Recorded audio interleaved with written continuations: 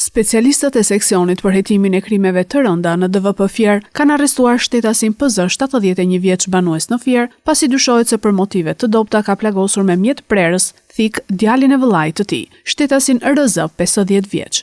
Sipas burimeve zyrtare, ngjarja ka ndodhur pas një konflikti mes familjarëve, ku 71 vjeçari ka goditur me thik 50 vjeçarin, i cili ka marrë ndihmë mjekësore.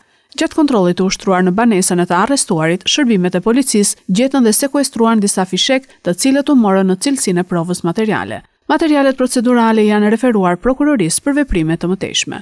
Gjithashtu një endacak i identifikuar si Qiriako Ferti është gjetur pa ndjenja mëngjesin e sotëm në qendër të qytetit të Fierit me shenja të dukshme dhune. Të alarmuar kalimtarët e rastit kanë njoftuar menjëherë ambulancën, e cila e ka transportuar drejt spitalit rajonal Fier. Sipas të dhënave nga bluzat e bardha, 60 vjeçari, i cili vuan nga probleme të shëndetit mendor, ka marrë ndihmën mjekësore edhe një javë më parë, ku është paraqitur në urgjencë në gjendje të rënduar. Ndërkohë policia po punon për të sqaruar rrethanat nëse i moshuari është dhunuar apo vetë dhunohet në kushtet e depresionit.